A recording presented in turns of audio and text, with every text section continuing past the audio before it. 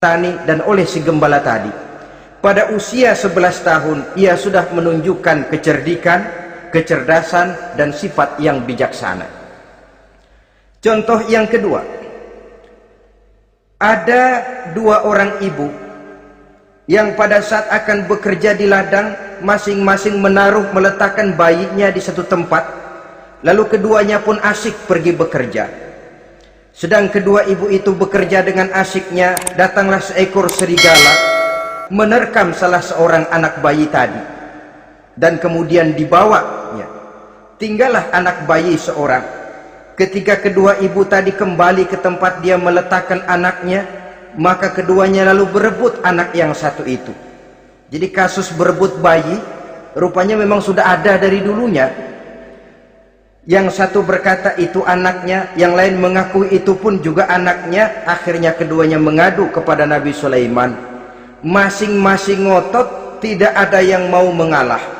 Akhirnya kata Nabi Sulaiman, kalau kamu berdua tidak ada yang mau mengalah, sudahlah begini saja, berikan bayi itu kepada saya, akan saya belah dua supaya adil, masing-masing kamu bawa sarang sepotong. Ibu yang seorang berbinar matanya, kelihatannya gembira dengan keputusan itu. Saya setuju Nabi Sulaiman, ini keputusan yang sangat adil. Betul, belah dua saja bayi itu. Tapi ibu yang seorang malah berurai air matanya, membasahi pipinya. Ya Sulaiman, daripada Tuhan belah dua anak itu, biarlah berikan saja kepada ibu yang mengaku tadi itu.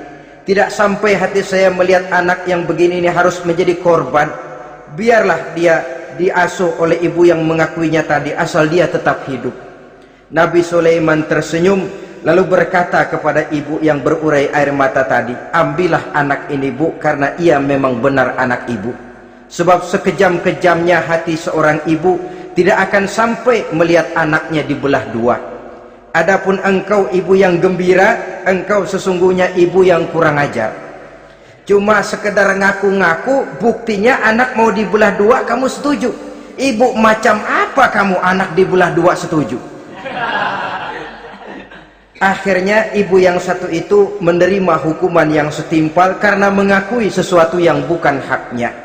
Di sini kita lihat kebijaksanaan yang dimiliki oleh Nabi Sulaiman alaihi salam.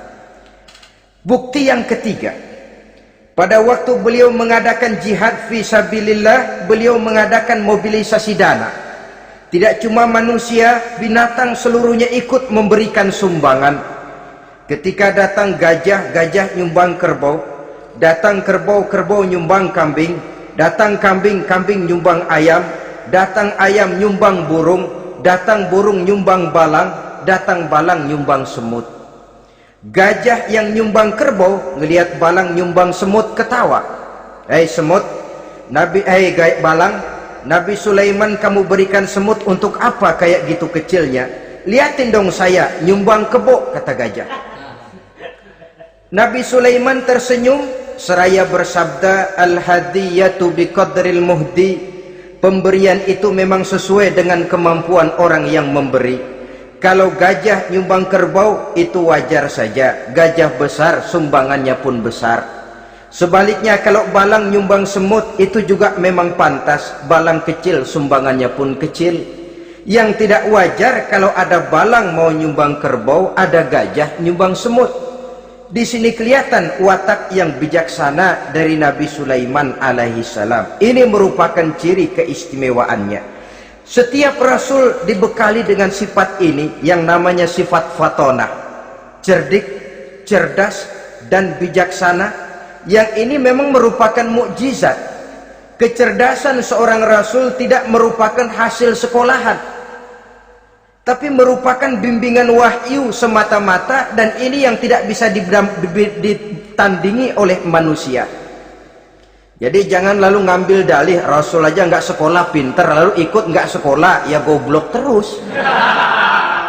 Itu khususiat kok. Sifat yang namanya fatona itu merupakan bimbingan daripada wahyu.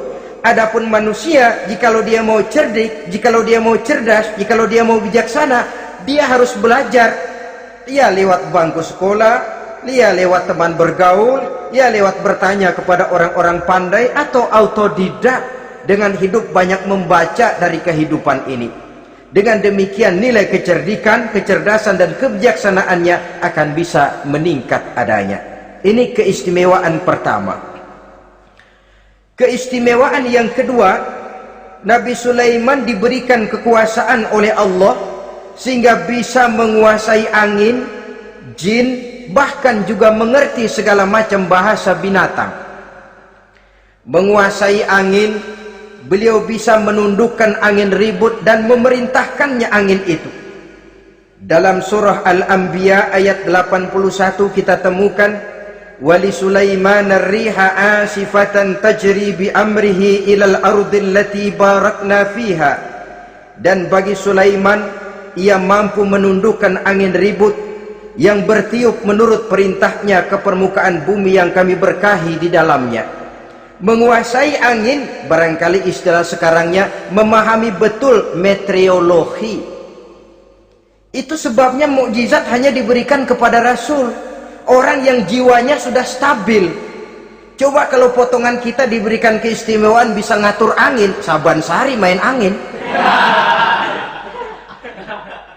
Nggak boleh ada orang kita kesel sama orang, undang angin, hantam saja. Maka mukjizat semacam ini hanya diberikan kepada orang yang jiwanya sudah stabil. Ada satu cerita, namanya juga cerita, tapi kebenarannya mendekati.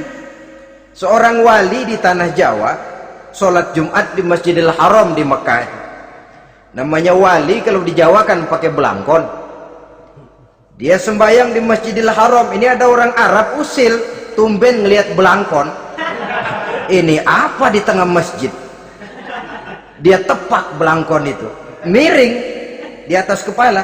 Begitu belangkonnya miring, tanah kayaknya ikut miring.